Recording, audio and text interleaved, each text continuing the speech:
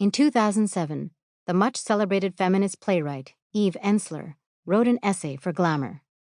"I have just returned from hell," it began, going on to detail her visit to the Democratic Republic of Congo, where she had met girls as young as 9 who had been raped by gangs of soldiers.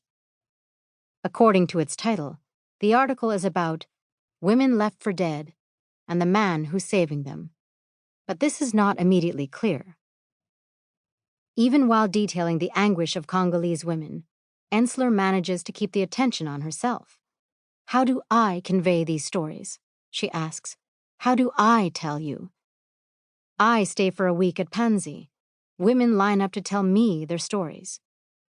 Having just recounted a horrific story about Alphonsine, rather than inviting the reader to reflect on that story, she writes, "I look at Alphonsine's petite body and imagine the scars beneath her humble white clothes. I imagine the reconstructed flesh, the agony she experienced after being shot. I listen carefully.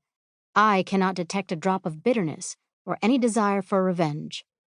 Writing about the surgery that is needed to repair the fistulas suffered by so many women victims, again she centers herself, saying, "I sit in on a typical operation. I am able to see the fistula," and so on.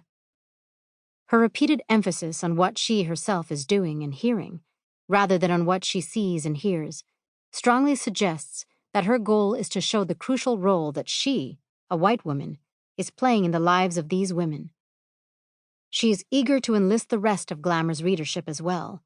They can write to the president of Congo, or they can donate to the hospital where the rape victims are being treated and the rehabilitation center where they will learn to become political leaders through Ensler's own website.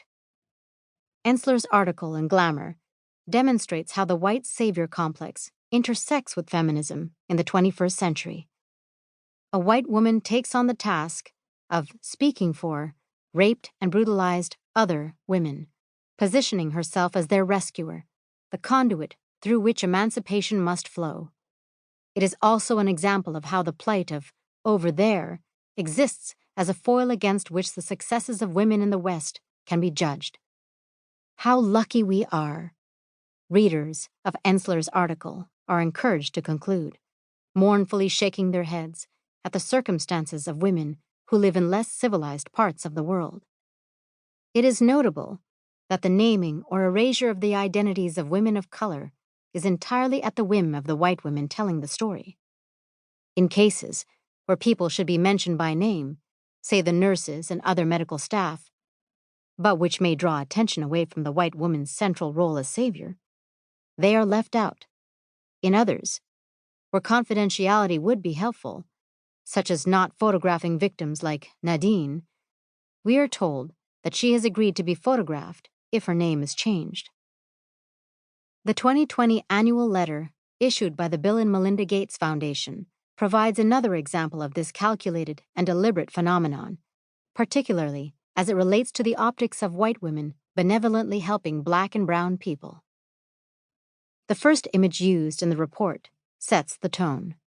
It features Melinda Gates bending down to meet the eyes of an unnamed Black woman wearing a mask and lying on a hospital bed. The subject's anonymity is typical of this kind of iconography.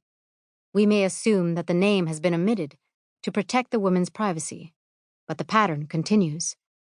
Even when the people of color depicted are appearing in their professional capacity, providing rather than receiving care, where there would be no need for anonymity, their names are left out.